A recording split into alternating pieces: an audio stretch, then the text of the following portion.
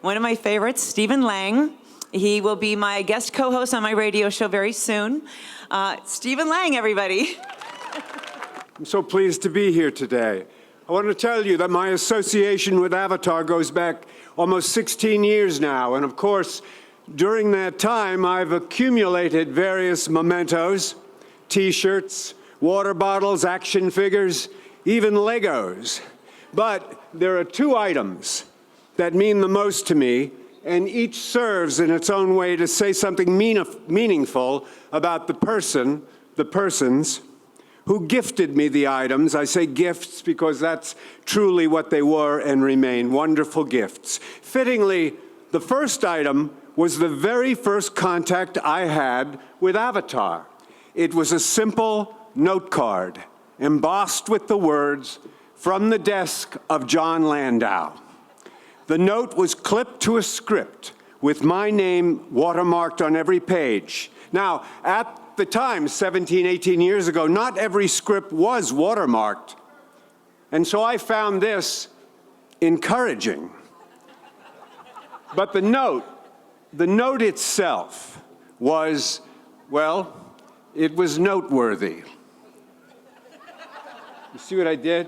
Yeah. The neatly typed note read, "Stephen, thank you for taking the time to read the attached script written and directed by James Cameron. Your role is Colonel Miles Quaritch. We look forward to hearing your response to the script and the role. Best wishes, John Landau. P.S. Please keep what you read in strictest confidence." Simple, gracious, and altogether empowering.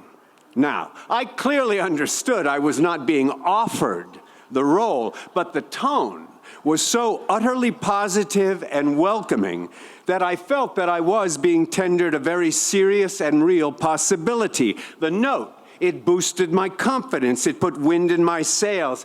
The note invited me to come in and claim the role. And that, to me, is a snapshot or a note card of who John Landau is. For the past 15 years, time and again, I've both experienced personally and observed the qualities of kindness and grace with which he does his job. John produces films, and he does so by producing the best in his colleagues, by empowering and by offering possibilities. Now, if I responded to a note with that kind of passion, imagine how I felt when I read the script. I sent word up the chain that I was blown away by the script, amazed by the part, and I would be honored to be given the opportunity to be a part of this remarkable undertaking. Well, that was shortly followed by a transcontinental phone call between James Cameron and myself, which was in turn followed by a quick trip to Los Angeles on my day off. At the time, I was doing 8 a week at the Roundabout Theater in New York City. I made the trip to meet on a dark Monday with Jim in the kitchen of his home in Malibu. We talked and we worked. We worked on the armor base scene from the script. A wheelchair-bound Jake Sully meets a weightlifting Quaritch, Marine to Marine. It was not an audition, or at least it never felt like one. Thank you. It was a deeply engaged rehearsal, and it was serious fun. And that's what working with Jim Cameron has been from that day to this. Serious and a hell of a lot of fun. And as for the second item, well, it's a carved wooden bust of a scarred and troubled warrior, a Maori warrior, I should say, perhaps a chieftain, very strong, very fierce, intense, and scary beautiful. And the note accompanying the bust said, "Slang, this made me think of Quaritch. Happy birthday, Jim." So, there you have it. Individually and as creative partners, Jim and John have made an undeniable and indelible mark on the history of cinema. And it is altogether fitting and proper that they should make an indelible mark at this fabled shrine to the power and the magic and the myth of the movies.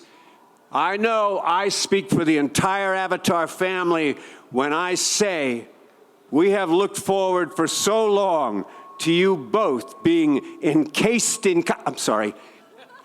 enshrined in concrete. I'll conclude by saying that Landau was in Jim's kitchen that day, and when the work was finished, John, well, kind of sheepishly, but also quite firmly, asked me to return the script. Now, remember, the script had my name on every page, but I understood that's just the way things are.